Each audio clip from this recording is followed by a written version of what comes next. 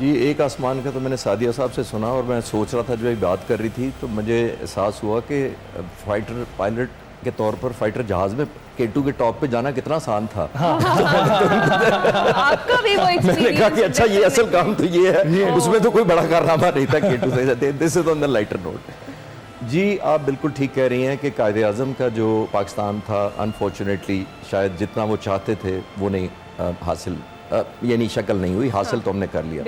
Sovereignty की आप बात कर रहे थे ना कि जो बैलेंस बाउंस बैक किया है, बाउंस बैक हमने किया है जोग्राफियाई सरहदों पर। एक सरहद होती है इकोनॉमिक सरहद, उस पर भी हमें बाउंस बैक करना चाहिए। दुनिया में कोई कौम नहीं बचती जो इकोनॉमिकली सॉवरेन ना हो और मिलिटरीली सॉवरेन हो जाए। इकोनॉमी बैक करती है। वजह देखिए, दो तरह की सरहदें होती हैं, एक होती है जोग्राफियाई सरहद और एक होती है इकोनॉमिक सरहद। मैं एज अ पाकिस्तानी प्राउड नहीं फील करूंगा जब मुझे पता लगे कि IMF का मैं बेल आउट का इंतजार कर रहा हूँ। इस दफ़ा इस दोस्त को रिक्वेस्ट की है कि कोई आगे कर लो, उधार थोड़ा सा बढ़ा दो। ये भी एक सॉवरेनिटी आप कॉम्प्रोमाइज़ करते हैं जब आप किसी को ये दरख्वास्त करते हैं। तो मेरी दुआ है और मेरा मिशन भी यही है, जितना मैं कायदन पे काम करता हूँ मैं पे बैक मोड में हूँ।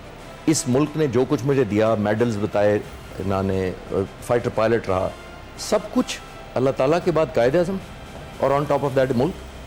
तो मैं तो पे बैक मोड में हूँ इस वक्त। और पे बैक मोड इसलिए है कि आप जैसी यूथ को मायूसी से निकाला जाए। और मैं अगर नबियों की बात करूं तो आप कहेंगे सर आप तो नबियों की, उनके लेवल तक कौन पहुंच सकता है। मैं एक ऐसे शख्स की बात कर रहा हूं जो 78 साल पहले हमारे दरमियान था, सूटेड बूटेड था, हम जैसा ही था। कोई एंजल सेंट की बात करूं तो आप कहें बड़ा मुश्किल है सर, आप देखें उनके लेवल बहुत ऊपर है, लेकिन हम जैसा था। ऐसे स्टैंडर्ड सेट कर गया कि आज आप और मैं या इस कमरे से शुरू करें तो कल पाकिस्तान डिफरेंट होगा। आफाज साहब, अभी जिस तरह से हिना भी बात कर रही थी कि हमारे ये जिस तरह से चिश्ती साहब ने कहा, हमारे जोग्राफियाई हदूद में ये तरक्की हमें नज़र आ रही है, लेकिन हम मईशत के एतबार से हम पीछे जा रहे हैं। लेकिन अब तो डिबेट शुरू हो गई है। अब तो लोग कह रहे हैं कि सिस्टम ही जो है ना काम नहीं कर रहा है, कई दहाइयों से काम नहीं कर रहा है। इस डिबेट को आप फ्रूटफुल समझते हैं? कहीं समझते हैं कि हम लैंड करने वाले हैं, या वो जो होपलेसनेस की बात कर रहे हैं और उनको बकअप करने की कोशिश कर रहे हैं चिश्ती साहब, वो वही करने की ज़रूरत है?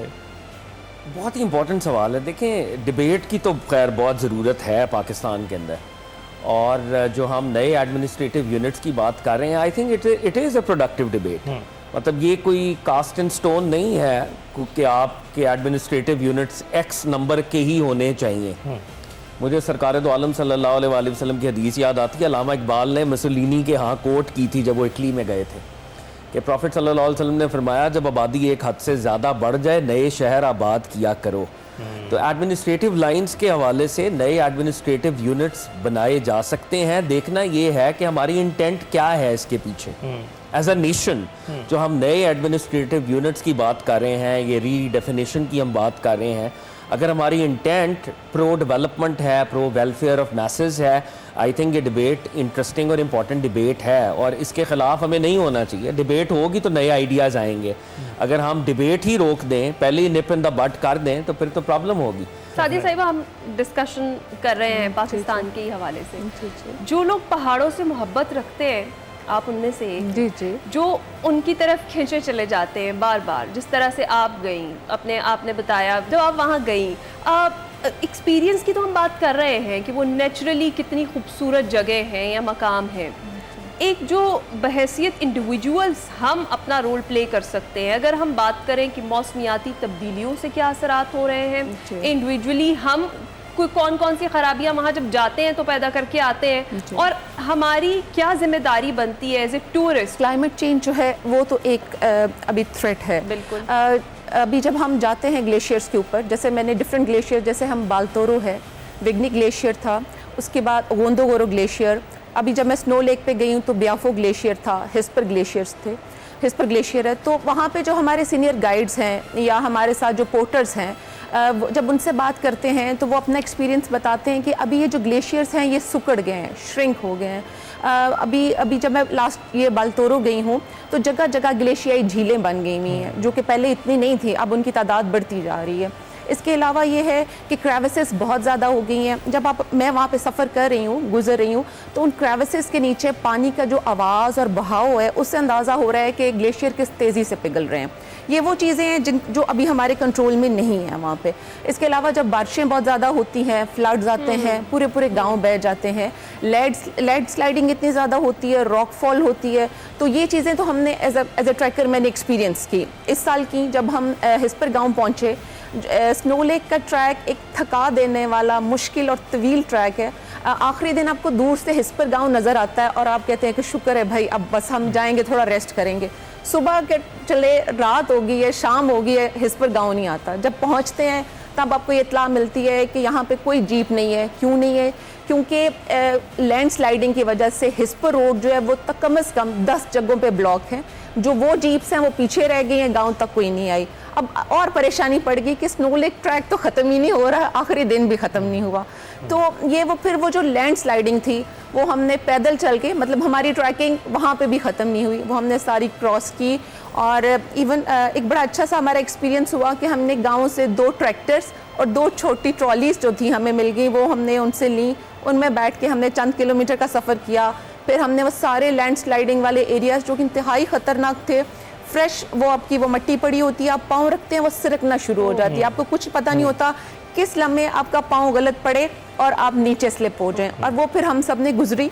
एक अलार्मिंग सी, बड़ी लाइफ थ्रेटनिंग सी सिचुएशन होती है, लेकिन आपके पास कोई वे बैक नहीं है, आपने गुजरना है। तो ये वो सारी चीज़ें हैं जो कि सीरियस नौयत की हैं।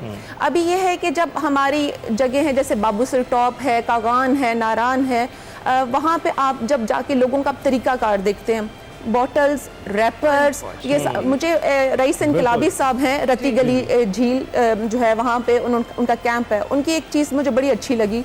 उन्होंने कहा जी जिस शॉपर में आप ये चिप्स और बोतल लेके आते हैं, इसी शॉपर में वापस ये खाली बोतल और रैपर्स ले जाया करें।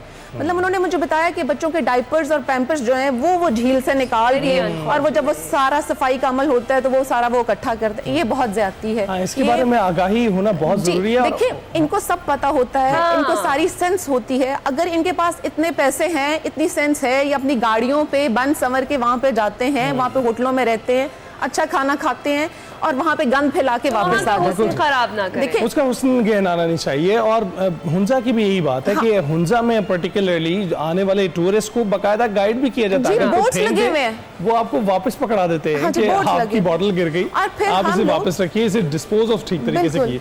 अच्छा, हुंजा की एक और बात सादी साहब आपकी इजाज़त से, हुंजा की एक और बात ये कि जो एक कल्चरली इन्होंने अपनी शनाख्त बनाई है। वैसे तो हर खित्ते की एक अपनी शनाख्त होती है, लिबास होता है, मौसीकी होती है, लेकिन हुंजा का नाम हमें नुमाया सुनाई देता है और हमें दिखाई देता है कि मुख्तलिफ खित्ते हैं पाकिस्तान में भी, लेकिन उसमें जो उजागर होते हुए खित्ते हैं जिनकी सकाफत ज़्यादा हमें दिखाई देती है, दुनिया भर में मकबूल होती है, उसमें हुंजा शामिल है। आपको क्या लगता है कि वो क्या ठीक कर रहे हैं जो बाकी खित्तों को भी अपनाना चाहिए? सर, ये credit goes to AKBN, Aga Khan network, development network का। और हुंजा के अंदर तालीम का जो शरह है वो बहुत ज़्यादा है वहाँ पे। ये सारा जो है ना मैम सर, ये तालीम की वजह से